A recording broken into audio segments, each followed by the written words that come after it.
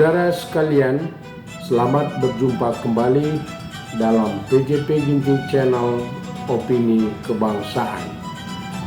Saudara, pilkada serentak telah selesai, termasuk di pilkada DKI Jakarta. Sebagaimana kita ketahui bahwa di pilkada DKI Jakarta ada 3 pasang calon. Calon pertama adalah Ridwan Kamil Suswono, pasangan kedua calon independen Dharma Parengkun, dan pasangan calon ketiga adalah Pramono Anung dan Rano Karno Sidul. Cukup mengejutkan ketika Dharma Parengkun dapat meraih 10% suara di pilkada Jakarta tersebut. Ini berbicara lebih dari sekedar angka statistik. Apakah ini pertanda kebangkitan idealisme politik di tengah pragmatisme dan dominasi oligarki? Mari kita simak perjalanan dan gagasannya dalam sebuah topik Dharma Parengkun, idealisme politik di tengah hegemoni oligarki.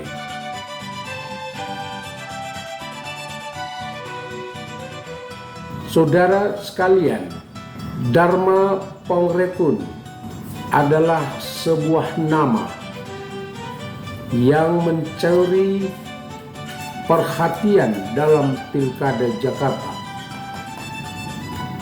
Dengan status sebagai calon independen, ia meraih 10,53% suara di tengah kompetisi yang didominasi oleh kekuatan politik besar dan dukungan finansial yang masif. Meskipun tidak memenangkan pilkada, kehadirannya menyoroti banyak hal, mulai dari tantangan calon independen, kritik terhadap sistem politik transaksional, hingga upaya membangun demokrasi berbasis adab. Dharma dengan tegas menyebut bahwa ia maju bukan untuk merebut kekuasaan semata, tetapi untuk membuka kotak Pandora dalam politik Indonesia. Jangan memilih pemimpin yang bodoh, pengecut, atau pengkhianat, serunya di dalam debat terakhir. Bagi Dharma, keikutsertaannya adalah bentuk kritik dan pembelajaran kepada rakyat tentang kepemimpinan yang berintegritas. Membuka kotak Pandora politik. Dalam diskusi, Dharma menyebut bahwa salah satu motivasi utamanya adalah memberi rakyat kesempatan untuk melihat kenyataan. Ia mengibaratkan demokrasi Indonesia saat ini sebagai tontonan kegilaan dari manusia-manusia tamak. Bagi Dharma, demokrasi sejatinya seharusnya menjadi pesta rakyat, bukan alat oligarki untuk melanggengkan kekuasaan. Salah satu kritik keras yang dilontarkan Dharma ialah terkait peran lembaga survei dalam membentuk opini publik. Ia menilai bahwa survei sering digunakan sebagai alat pengendali pikiran atau mind control, membuat masyarakat ragu untuk memilih kandidat yang dianggap sulit untuk menang. Dengan dukungan survei yang dirancang sedemikian rupa, opini publik diarahkan pada kandidat tertentu, menciptakan ilusi kemenangan yang tidak selalu mencerminkan realitas. Tantangan calon independen. Sebagai calon independen, Dharma menghadapi tantangan yang luar biasa.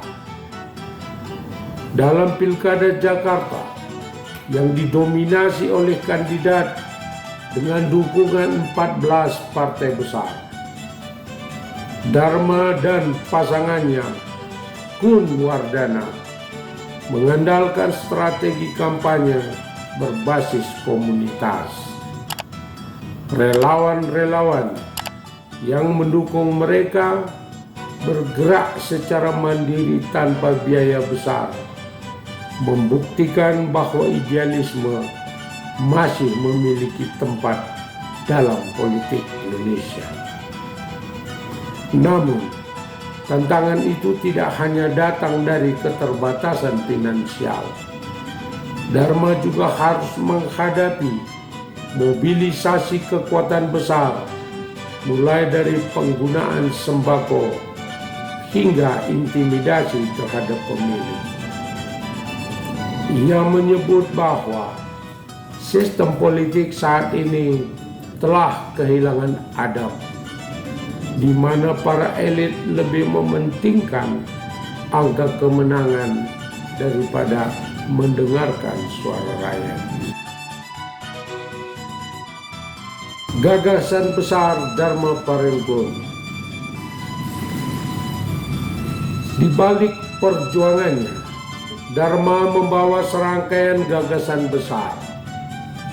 Salah satu programnya yang menarik perhatian adalah Getuk Tular Adab, sebuah konsep ekonomi berbasis solidaritas yang bertujuan untuk mengintegrasikan produsen dan konsumen secara langsung tanpa biaya promosi besar. Dengan program ini, Dharma ingin menciptakan sistem ekonomi yang tidak hanya menguntungkan pengusaha besar, tetapi juga memberdayakan UKM dan rakyat kecil. Dharma juga menekankan pentingnya membangun adab dalam politik. Baginya, pemimpin yang beradab adalah mereka yang tidak mengambil kebijakan yang tidak adil atau merugikan rakyat. Hal ini ia sampaikan sebagai kritik terhadap kepemimpinan yang selama ini lebih banyak mengejar kepentingan kapitalis yang seringkali mengorbankan nilai-nilai kemanusiaan. Pesan kepada rakyat dan elit politik. Meskipun hanya meraih 10% suara, Dharma menyebut bahwa angka ini adalah simbol kebangkitan kesadaran rakyat. Ia memuji pemilihnya sebagai mereka yang telah tersadarkan, yang tidak tunduk pada amplop atau sembako. Bagi Dharma, 10% ini adalah awal dari perubahan besar yang perlu terus dijaga dan diperkuat. Kepada elit politik, Dharma mengingatkan pentingnya mengutamakan rakyat. Ia mengkritik praktik-praktik seperti pembagian sembako dan pengendalian opini yang dilakukan oleh tim kandidat lain. Jangan biarkan hal-hal buruk ini terjadi dan kita diamkan hanya karena menguntungkan. Tegasnya, Baginya politik yang beradab adalah tentang mendengarkan rakyat, bukan sekedar mengejar kemenangan.